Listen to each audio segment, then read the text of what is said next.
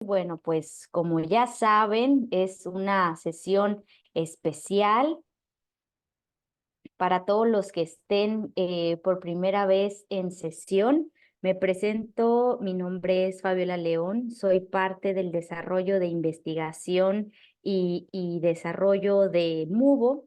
Es un placer también coordinar todas estas sesiones informativas con el único fin de divulgar más ciencia, de divulgar más conocimiento y de pues tener invitados de lujo que son expertos en el tema que se está compartiendo el día de hoy. Ustedes saben que siempre al final del mes coronamos con una sesión especial en donde tenemos invitados que son expertos en el tema a tratar. Si bien hemos tenido ya varias sesiones, también esta sección en donde invitamos a expertos no solamente se conforma por sesiones mensuales, las cuales son totalmente gratuitas, sino también tenemos talleres bimestrales que son especialmente para todos nuestros distribuidores. Este año ha sido un año muy enriquecedor. Hemos tenido a excelentes ponentes invitados que nos han acompañado durante todo el mes y claro, nos han aportado una semillita de conocimiento. Recuerden que todos los días tenemos que aprender algo y el día de hoy, ténganlo por seguro que no será la excepción. Es un placer para mí presentarles el día de hoy a nuestra invitada de lujo. Ella es la doctora Sheila Vega. Ella es hematóloga pediatra. Ella es una médico cirujano que cuenta con la especialidad de pediatría médica, cuenta con una subespecialidad en oncología pediátrica, cuenta con un diplomado en cuidados paliativos pediátricos, también con un diplomado en administración en la salud y con un fellow de investigación en sobrevivientes de cáncer infantil. Ella ha coordinado anteriormente programas como el Programa Internacional de Medicina por la Universidad Autónoma de Guadalajara.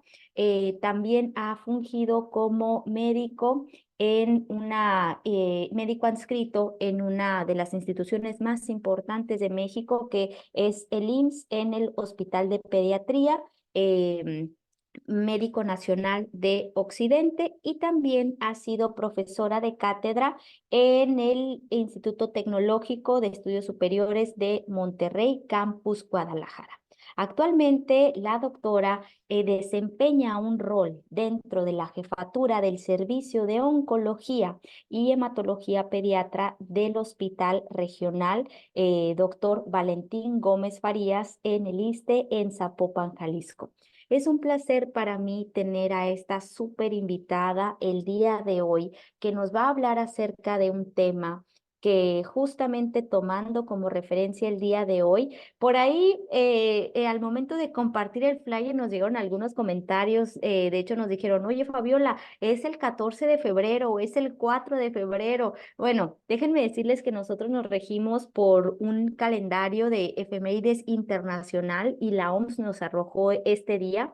Tal vez uno sea el nacional o otro sea el internacional, pero el día de hoy se conmemora a los niños con cáncer. Así que el día de hoy tenemos a una súper invitada que nos va a hablar de un tema relevante, nos va a hablar acerca de la leucemia. ¿Y por qué este tema? Porque coloquialmente se dice que la leucemia es el caso de cáncer más común en niños. Así que vamos a ponerle muchos cinco en el chat para recibir a nuestra invitada de lujo. Doctora Sheila, bienvenida a esta sesión. Déjeme, voy a parar de compartir mi pantalla para que usted pueda en caso de que quiera compartir algo o se quede como simplemente como conferencia. Bienvenida y muchísimas gracias.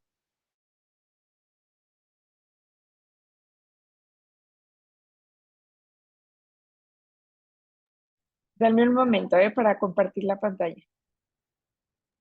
Sí, claro. Mm, este,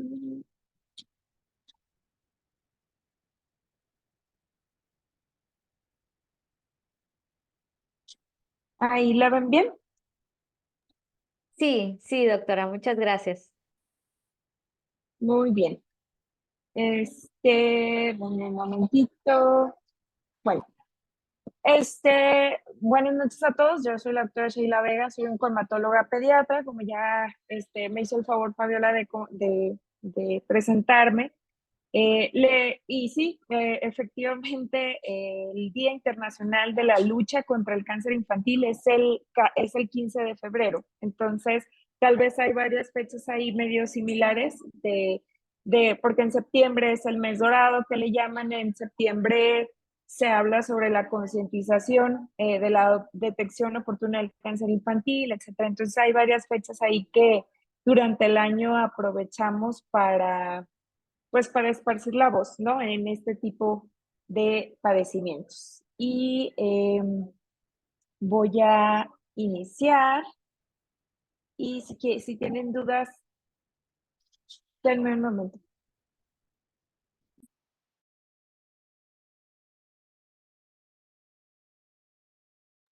Denme un segundo, por favor.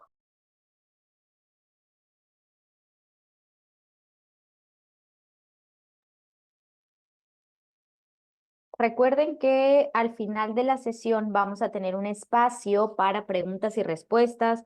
Muchas veces los invitados recuerden que por temas de su agenda nos envían su grabación. Entonces yo les recomiendo aprovechar que nuestro ponente esté en vivo. Adelante, doctora. Perdónenme, es que sigo en hospital y me tuve que mover de lugar. Bueno, voy a continuar.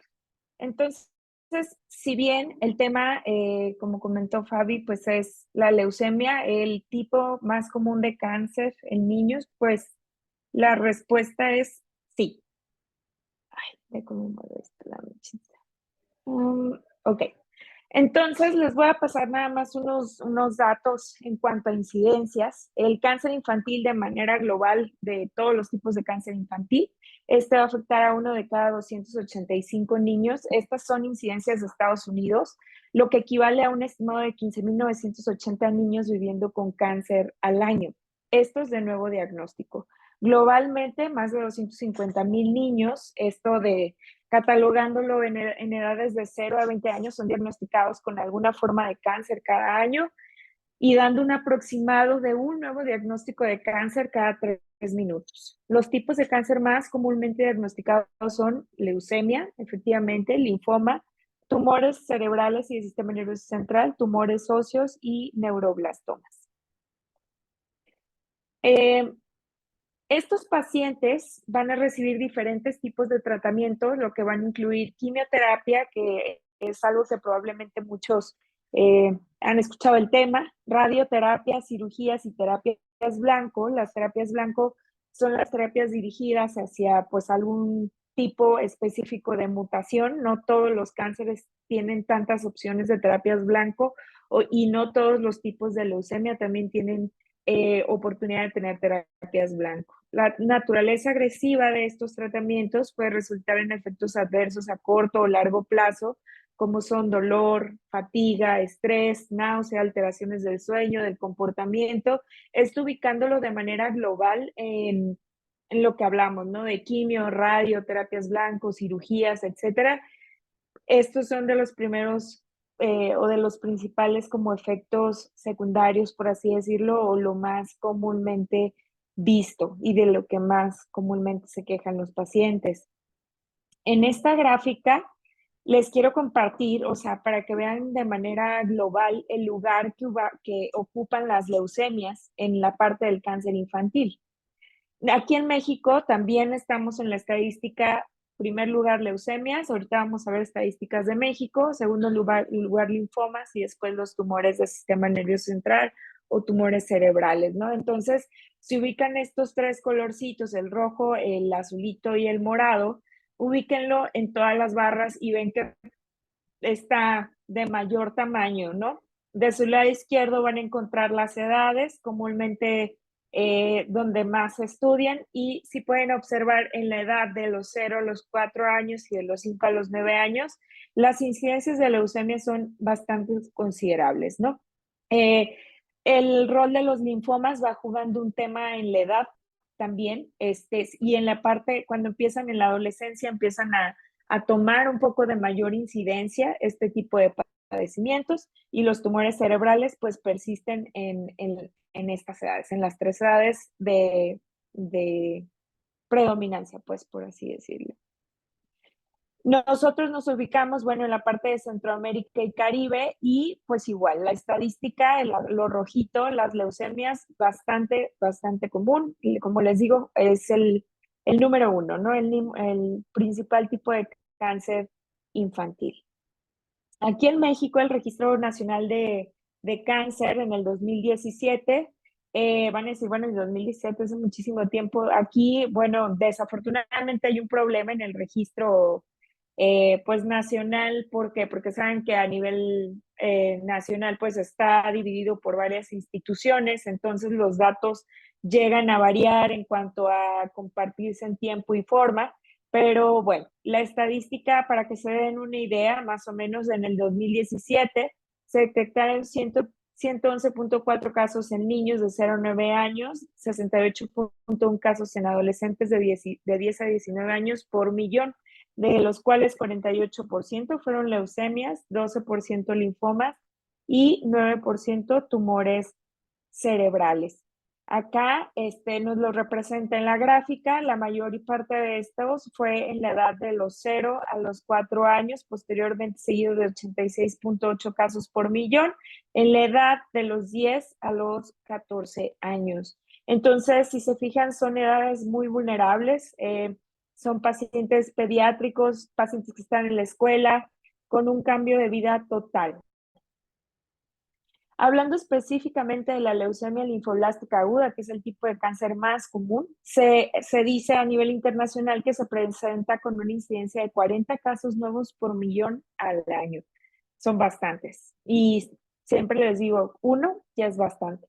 La incidencia publicada por el Centro Nacional de Salud de la Infancia y la Adolescencia, que es el CENSIA, es algo nacional, pues nos habla que del 2008 al 2014 es de 102 casos por millón en 18 años, en menores de 18 años 52.8 casos por millón, de las leucemias en conjunto, sin distinguirlas de las leucemias linfoblásticas y de las leucemias de estirpe mieloide, que pues son diferentes.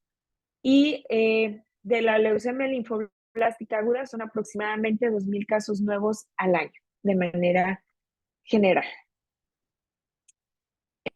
Aquí en esta gráfica, pues se los pongo igual, de manera general, ¿no? Entonces, del total de las leucemias, sin separarlas, la leucemia linfoblástica de la leucemia mieloide, es un 89.5%, y de las cuales el 79.8 son linfoblásticas, y el 10.8 son leucemias mieloides, y ya en menor incidencia, las leucemias mieloides crónicas y los síndromes mielodisplásicos. En esta tabla quiero que me acompañen a comparar pues la diferencia totalmente del tipo de cáncer que se presenta en las dos poblaciones, en los pacientes adultos y en los pacientes pediátricos. En los pacientes adultos, que son los mayores de 18 años, los tipos de cánceres más comunes es el cáncer de mama, de próstata, de pulmón, vejiga, melanomas o cáncer de la piel, linfoma no Hodgkin, cáncer renal, cabeza y cuello, etcétera. Mientras que en el otro lado, de los 0 a los 14 años, igual les repito, el primer tipo de cáncer, las leucemias, en segundo lugar los tumores cerebrales o intracraneales, los linfomas, después ya nos vamos a las partes de los tumores sólidos, que son los sarcomas de tejidos blandos, y así nos vamos para abajo. Entonces, si pueden ubicar, realmente son totalmente diferentes, son poblaciones totalmente diferentes, con tipo de necesidades diferentes y con tipos de incidencias totalmente diferentes. Es por eso que es muy importante también que ustedes recuerden que los médicos de adultos son para adultos, y los especialistas y subespecialistas pediatras nos enfocamos a esta población y sus necesidades, porque son necesidades totalmente diferentes, padecimientos diferentes, todo es diferente, totalmente. Entonces, Al momento de lidiar con ese tipo de situaciones, ustedes deben de estar bien conscientes de ir con los especialistas y subespecialistas que realmente pueden tratar a su hijo, pueden darle las indicaciones adecuadas, ¿no? O sea, en este caso, subespecialistas pediatras, no de adultos.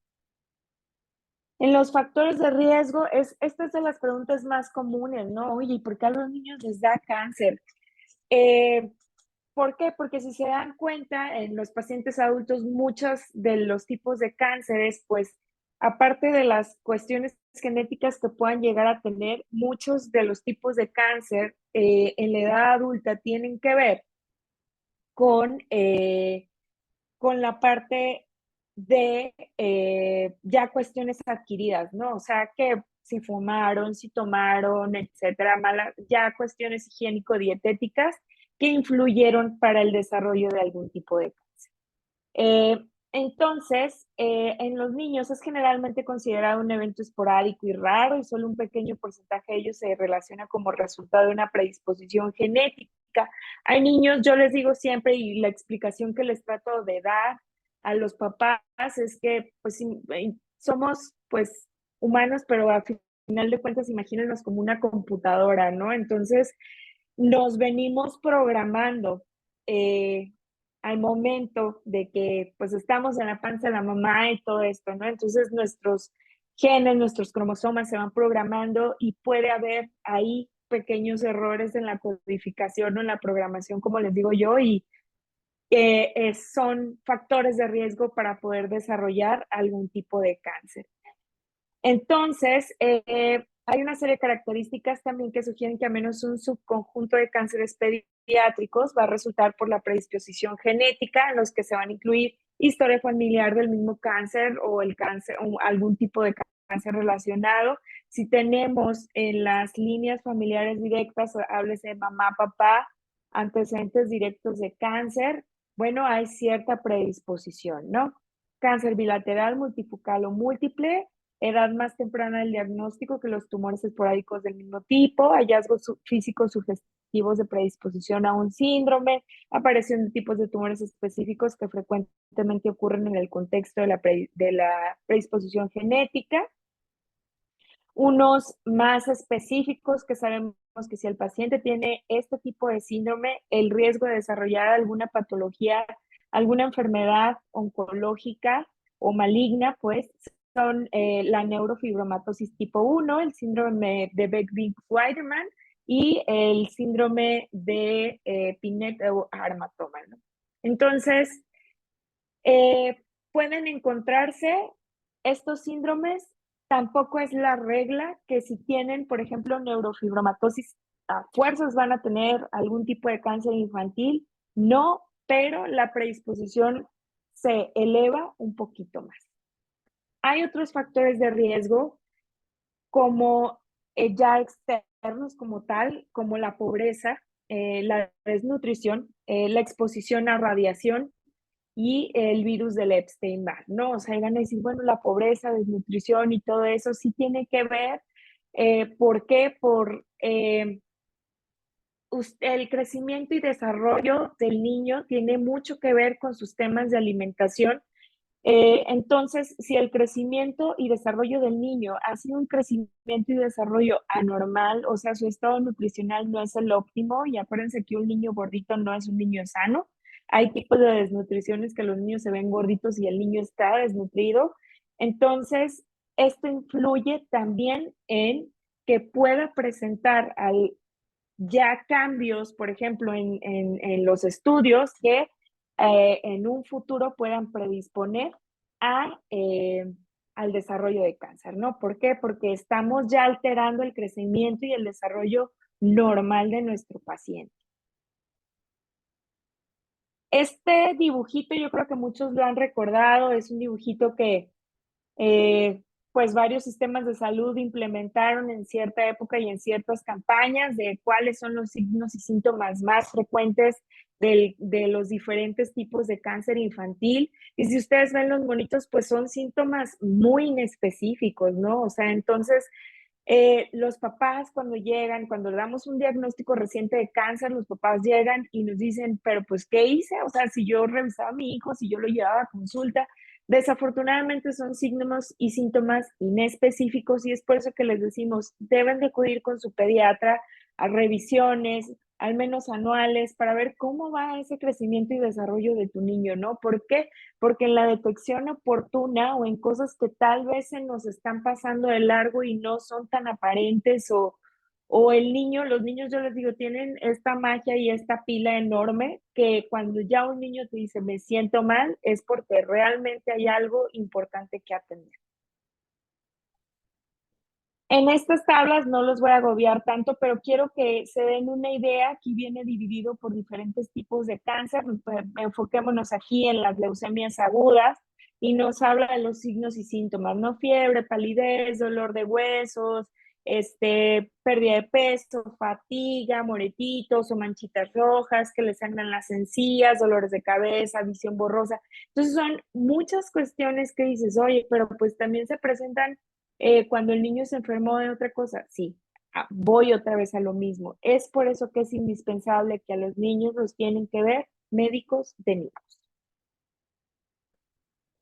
Hay cuestiones que una vez que tenemos un paciente con cáncer, debemos ser muy detallados o muy detallistas en el modelo de atención, ¿no? O sea, porque es un paciente muy especial en todos los sentidos y yo les digo es, ¿por qué? Porque cambia absolutamente todo, ¿no? O sea, cambia la vida, les da un giro tremendo tanto al niño como tal, como así como a la familia directa y a la familia indirecta, les cambia absolutamente la rutina y nosotros debemos de ser muy empáticos y muy solidarios con esos procesos.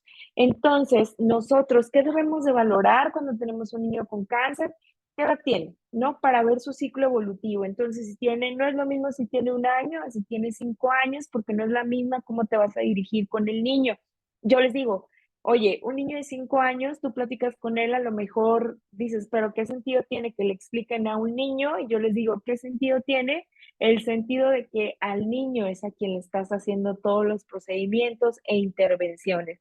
Hay que platicar con ellos de acuerdo a su edad para que, perdón, para que comprendan un poquito los procesos. Si es niño, si es niña, ¿por qué? Porque hay, por otras cuestiones también, de acuerdo al ciclo evolutivo, por ejemplo, si son adolescentes, cuestiones de su menarca, de su desarrollo, etcétera, son importantes a valorar. La familia, ¿cómo está esa familia? Hay una familia nuclear, hay una familia que puede ser un poco disfuncional, eh, no hay una buena red de apoyo, la ciudad de origen, o sea, si yo, por ejemplo, el paciente fue diagnosticado aquí en Jalisco, pero ellos son de, no sé, Zacatecas, hay que considerar que va a haber un factor muy importante ¿en que los vamos a sacar de casa. Los vamos a sacar de la zona donde esa familia se siente cómoda, se tiene que adaptar, aparte de la enfermedad, se tiene que adaptar a una vida en otro lugar o a estar yendo de manera continua a pues lugares tal vez no tan conocidos con una red de apoyo todavía más limitada. Estudios del niño y los papás, ¿para qué? Como les decía, ¿cómo nos vamos a dirigir con el niño? Pues si tiene 1 año, si tiene 5 años, si tiene 15 años, si tiene 17 años, nos vamos a dirigir de maneras totalmente diferentes. ¿Y por qué es importante saber la educación que tienen los papás también? Porque yo les digo, somos un equipo y tenemos que entendernos. Entonces, para ver más o menos cómo diseñar un plan en el que mi otra parte, en este caso los papás, vayan a entender de manera sencilla, detallada, para poder actuar ante cualquier situación. Las redes de apoyo, como les mencionaba, del niño y su familia, así como los factores en contra, como les digo, o sea, si está la familia nuclear, si no está la familia nuclear, o si en ese momento hay situaciones de conflicto que aparte de la enfermedad influyan para, pues también un desgaste emocional considerable por esa situación externa. Religión, la asistencia espiritual, hay que respetar siempre cualquier tipo de religión y creencia en todos los pacientes y pues dejar que sigan en cualquier tipo de religión que ellos profesen, ¿no? Esa parte no debemos involucrarnos nosotros.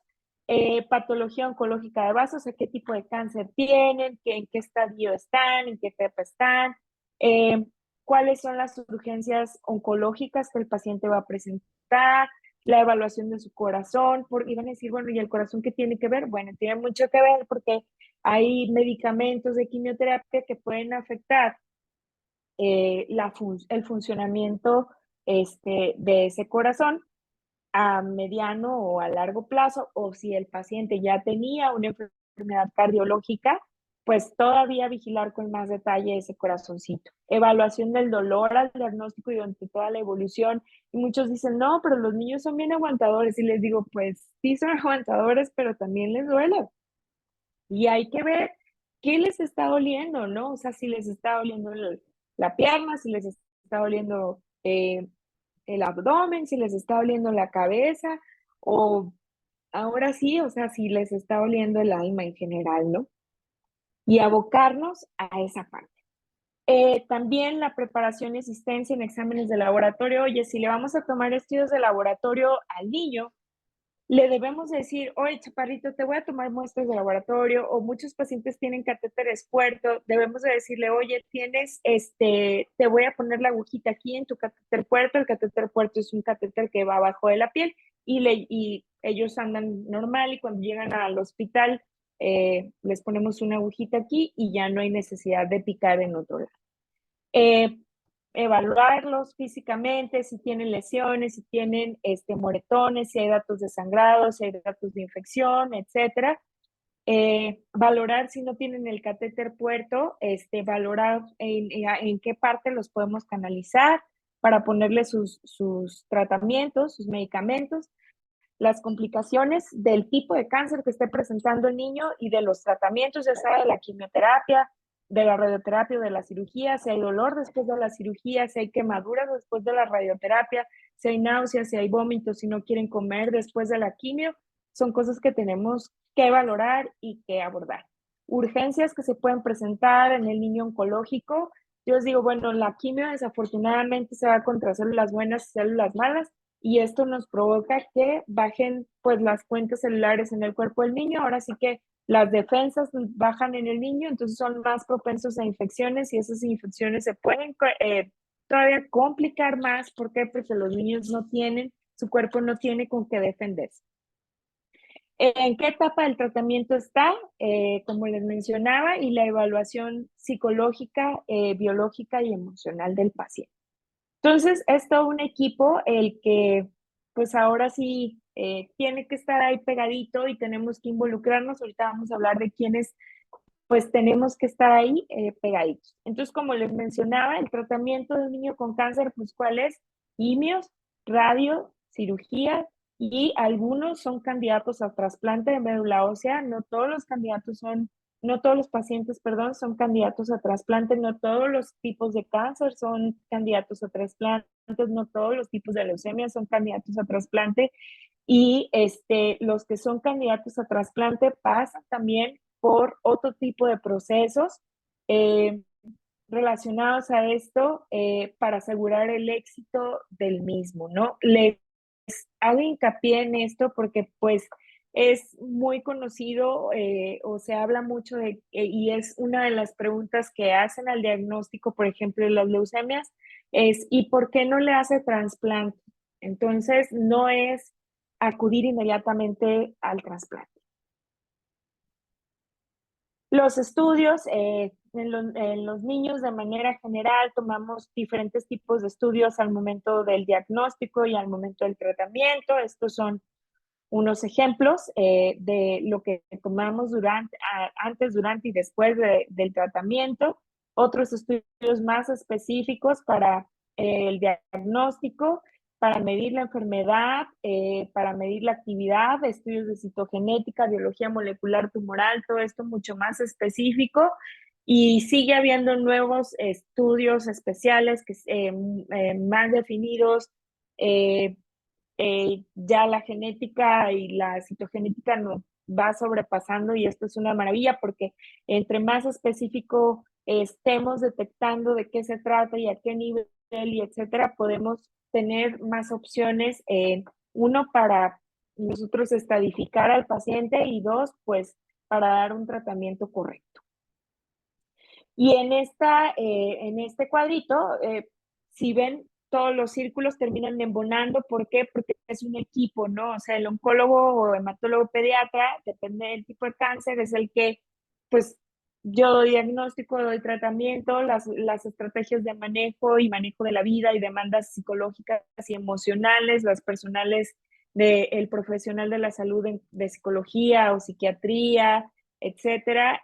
Cuidados paliativos también viene aquí, el cuidado del niño durante la hospitalización, el personal de enfermería, que es nuestra mano derecha básicamente, para poder dar la mejor atención. Dentro del equipo, de los pocos que les puedo compartir, que están en un equipo para el manejo de un paciente, de un niño con cáncer, pues el oncólogo, hematólogo pediatra, el cirujano oncólogo pediatra, personal de enfermería, de psicología, de tanatología, cuidados paliativos pediátricos, nutrición, trabajo social, odontopediatría, manejo del dolor, etcétera. Son muchos los que tienen que estar ahí para dar un manejo integral adecuado. ¿Qué es lo que pasa también y cuál es una realidad? Muchos de los pacientes o de las familias abandonan, ¿no? Abandonan por diferentes motivos y podemos tener un niño con buena respuesta al tratamiento, pero la familia está pasando por procesos que tal vez nosotros por falta de tiempo no preguntamos y de repente el niño ya no va al hospital, ¿no?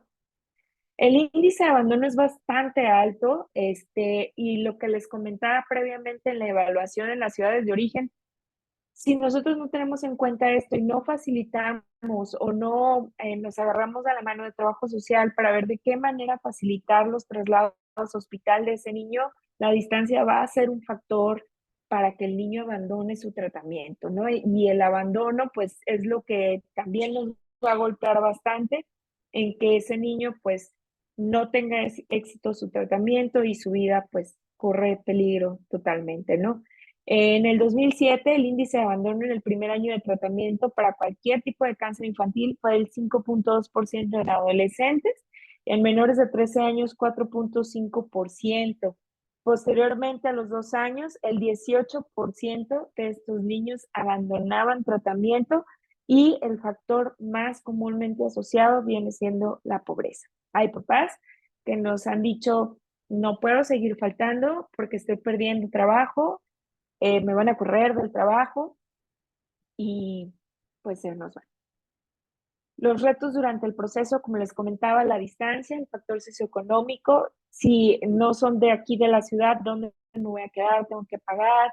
Hay albergues para papás de niños con cáncer, pero a veces estos pues están saturados por la cantidad de pacientes, de familiares, y factores psicológicos y emocionales. Entonces yo les digo, tratar a un paciente con cáncer es un reto porque debemos de ver más allá, no es solo la enfermedad y debemos de armar un buen equipo para que esto funcione.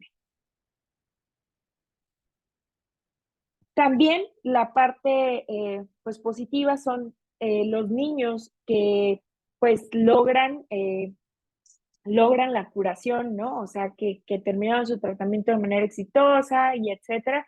Pero les digo, pues esto no acaba ahí. El tratamiento no es, ya terminamos y ya no nos vamos a volver a ver. No. Tenemos que darle vigilancia a todos los sobrevivientes de cáncer infantil por mucho tiempo. ¿Por qué?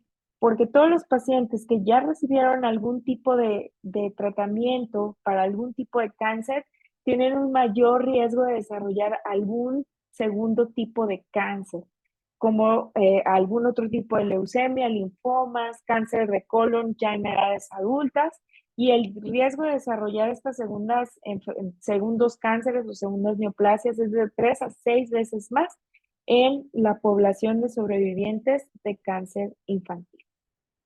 Se ha encontrado en estos pacientes retraso en el crecimiento, ya sea porque recibieron diferentes tipos de tratamientos que influyeron o tuvieron que ver en ese ligera detención en el crecimiento, desarrollo intelectual en los pacientes que tuvieron tumores cerebrales, por ejemplo, o tuvieron involucro o metástasis a nivel de cerebro, se ha visto que hay una ligera disminución en el desarrollo intelectual.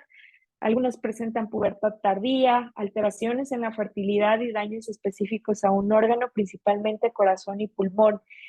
Entonces, por esto les digo, esto tampoco acaba, es una maravilla que termine su tratamiento y que la sobrevida y etcétera, pero tenemos que seguir cuidándolos. ¿Por qué? Porque de ahí viene otro tipo de detecciones oportunas para ayudarlos a tener una mejor calidad de vida. Debemos orientarlos en qué es lo que tienen que hacer, en qué es lo que no deben de hacer, para poder, pues, como les digo, tener mejor calidad de vida. 30 años posteriores al diagnóstico inicial de cáncer, más del 70% de los sobrevivientes reportan al menos una condición clínica crónica, ya sea, como les digo, riesgos cardiovasculares, etcétera. Las más comunes son los segundos tipos de cánceres, alteraciones endocrinas y enfermedades cardiovasculares. El seguimiento a largo plazo inicia posterior al término del tratamiento oncológico de rutina y usualmente 5 años después del término del tratamiento contra el cáncer.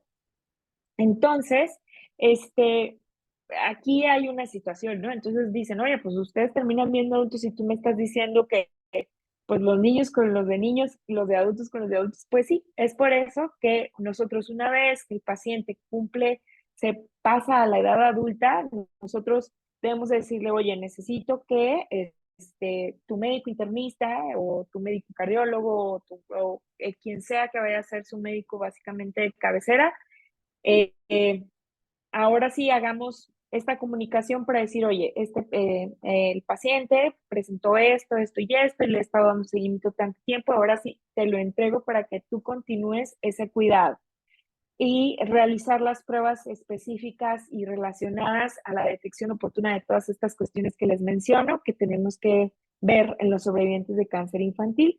Entonces les digo, pues, es algo que terminamos viéndonos mucho tiempo. Si todo sale bien, terminamos viéndolo mucho tiempo porque pues no termina solo con el tratamiento, hay que ver eh, qué más tenemos que aportar. Y esta frase de una paciente de San Jude nos dice, el amor, el apoyo y la amabilidad vienen como regalos con envoltura de esperanza de personas que no conocemos. Y estos niños que ven aquí son algunos de los pacientes que tenemos ahí en el hospital. Y pues sería todo. Muchas gracias. No sé si tienen alguna pregunta. Muchísimas gracias, doctora. Pues vamos a revisar el chat para ver si hay hay alguna duda, hay alguna pregunta. Vamos a revisar. Recuerden que pueden pues aprovechar aquí a nuestra ponente. Hemos tenido diferentes invitados en cierres de mes. Bueno, ya vimos ahí la cartera que hemos tenido de los invitados a lo largo de todo el año. Y generalmente por no sé, tal vez lo complicado de su agenda o su poca disponibilidad, porque algunos, sí, como lo mencionas ahorita tú, doctora, que están ahí al servicio, la mayoría de las sesiones han sido grabadas, entonces ahí se complica un poquito el entregarle la pregunta, pero siempre la responden, así que yo les pido que si tienen alguna duda, alguna pregunta, también lo puedan escribir por el chat. Doctora, por favor, recuérdenos en caso de que alguien esté en Guadalajara, en donde, pues, cómo la pudieran contactar, si quiere compartir algún correo electrónico, algún teléfono o algún consultorio en donde la pudieran encontrar, también siéntanse libre para compartirlo aquí con todos nuestros distribuidores.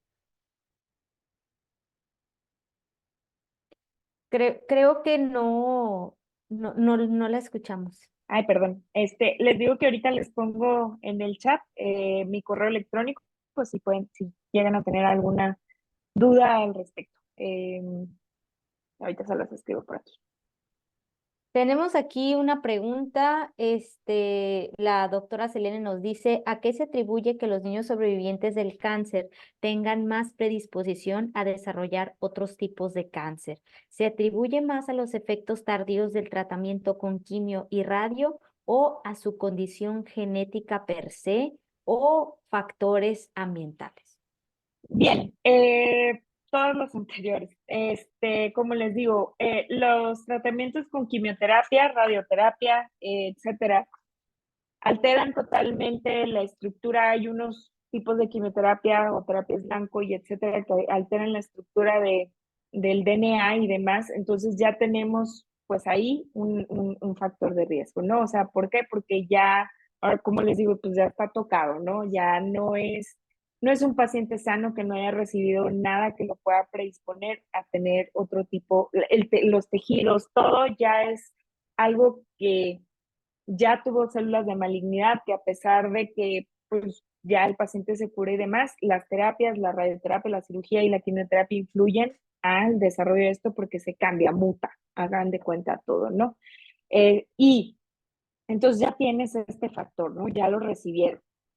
Le agregas que el paciente aparte, cuando tú le hiciste un cariotipo, el paciente identificaste alguna alteración genética de alto riesgo, claro que te lo va a predisponer para que ya aquí ya le diste tratamiento y le agregas este segundo factor, puede presentar otro tipo de enfermedad oncológica.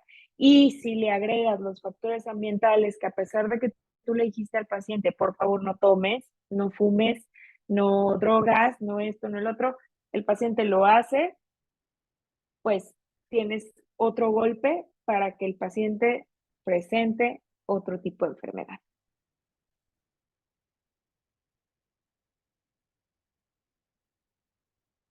No sé si quedó clara la pregunta.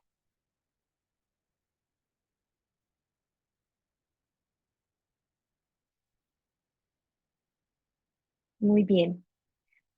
Y me preguntan que si en alguna etapa del cáncer se ha usado CBD. Sí se usa, lo usamos en los pacientes que tenemos en cuidados paliativos. Bueno, cabe resaltar y hago aquí un comercial, cuidados paliativos hay que recordar que no es para los pacientes que no tienen opciones de tratamiento, pero los cuidados paliativos pues tienen diferentes etapas, ¿no? Entonces en los pacientes que tenemos en cuidado paliativo al final de la vida hemos usado CBD en diferentes pues dosis, sí se ha utilizado. Hay que tener muchísimo cuidado con él por los efectos en los niños y las dosificaciones en los niños, pero sí se ha usado sobre todo para manejo de dolor o algunos pacientes con algún tipo de tumoración a nivel cerebral que pues ya en las etapas al final de la vida tienen crisis convulsivas pues de difícil control y demás, se ha utilizado. Muchas gracias, doctora. Aquí tenemos también otra pregunta referente acerca de alguna etapa.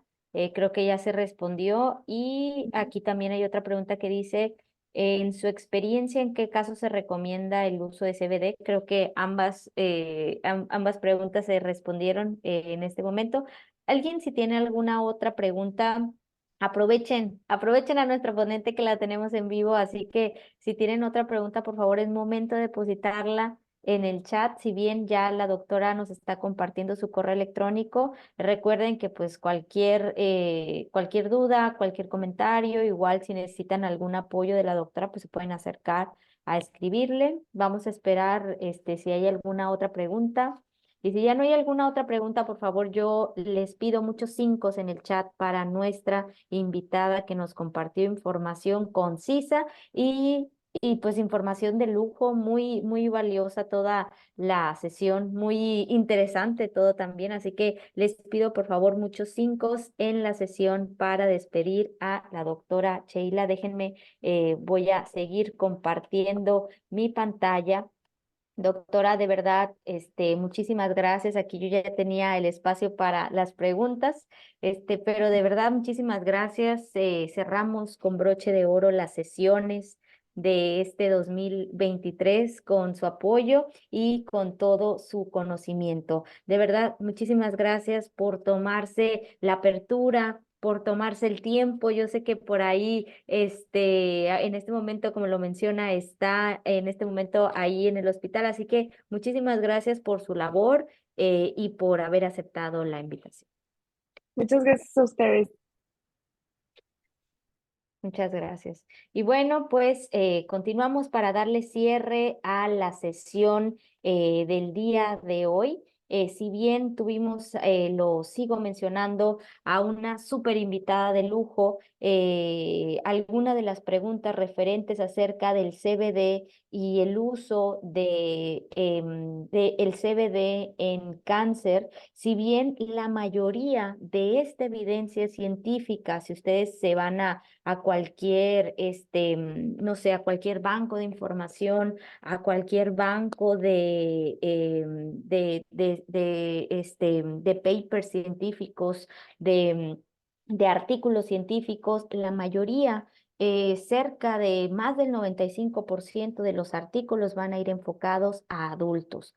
Hasta la fecha hay muy poca evidencia científica acerca del uso del CBD en niños. La mayoría de los artículos científicos que hay en niños es acerca principalmente de la epilepsia, pero quisiera cerrar la sesión del día de hoy hablándoles un poquito acerca de este artículo que en lo personal lo encontré sumamente interesante, es muy reciente. Y en este artículo nos hablan acerca del rol que tienen los cannabinoides como efecto anticancerígeno a nivel pediátrico. El artículo nos habla brevemente de lo que es el sistema endocannabinoide, de cómo regula las funciones. Nos habla también de que es más común la investigación en adultos, a diferencia de en niños, y nos habla también el artículo en los diferentes tipos de cánceres y cómo interactúa con los diferentes tratamientos que se da tanto en adultos como en niños, pero sí se enfoca mucho en niños. Nos habla mucho acerca de este artículo, principalmente nos dice que se hizo un estudio científico en humanos, se hizo un análisis clínico en donde encontraron que se inducía la muerte celular, de células que tenían leucemia. Y bueno, pues esto, además de bajar esta cantidad de células, nos ayudaba mucho a bajar el estrés intracelular de las células. Y pues además de esto, pudimos encontrar en este artículo que, si bien dice el artículo que falta mucha investigación al respecto, y ustedes saben lo complicado que puede llegar a ser hacer estas investigaciones, nos decía que prácticamente se está mostrando una gran amplitud al momento de estudiar más este tema, principalmente que cada vez hay más estudios clínicos al respecto. De hecho, el artículo científico nos habla de la recopilación de 3 estudios clínicos en niños y describe cada uno de estos artículos. Nos dice que además de disminuir la cantidad de estas células, nos ayuda mucho a disminuir estrés oxidativo, a disminuir inflamación, y prácticamente habla mucho de mejorar la calidad de vida. Si bien hay muchísima investigación al respecto acerca del cáncer, repito, en adultos, cada vez hay más investigación y todavía falta muchísima más investigación. El artículo lo dice, pedimos desesperadamente que hagan más investigación acerca del uso del cannabis a nivel oncológico pediatra. Y también nos habla que al hacer esta recopilación, este artículo nos dice que hay una institución israelita, que sabemos que Israel es una parte clave muy importante en el desarrollo de investigación canábica, que ya a lo largo de más de 15 años hay un proceso de investigación fuerte que se está haciendo actualmente, que se está haciendo en vivo, es un análisis, es un estudio clínico en donde hay más de 50 pacientes pediátricos y que en estos 9 de estos pacientes pediátricos presentan tumores cerebrales, que como lo vimos es el segundo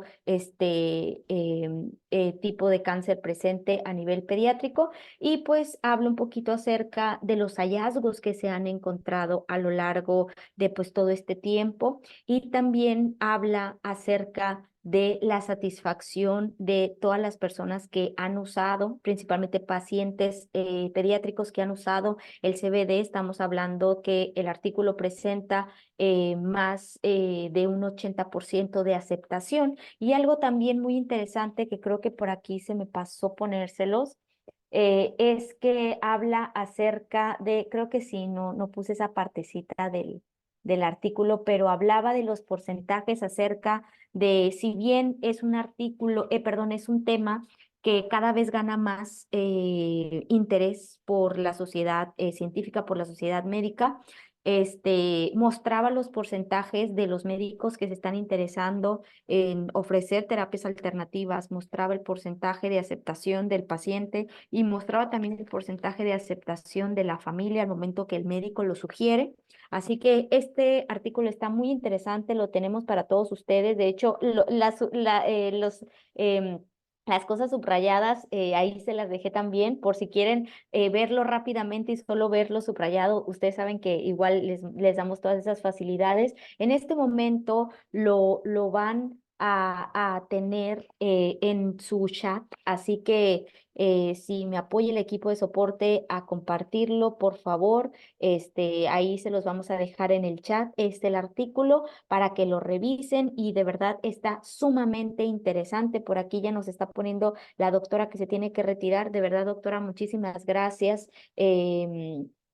Muchísimas gracias por haber estado en la sesión del día de hoy. Recuerden que la doctora por ahí nos dejó su correo para cualquier duda que ustedes tengan, pues ya puedan revisarlo con ella directamente. Y bueno, platicando un poco acerca de todos los beneficios que el CBD hasta el momento, si bien se necesita mayor investigación, hasta el momento tenemos una investigación muy interesante acerca de mejorar la calidad de vida en estos pacientes. Y de hecho, el artículo también menciona algo importante que quiero mencionar. Acerca de el uso de THC en menores, e indica que el uso de THC en menores sí está asociado a una degeneración neuronal, pero en sí el artículo habla mucho acerca del beneficio que es el CBD en pacientes pediátricos oncológicos. Así que, pues, el día de hoy les tengo una sorpresa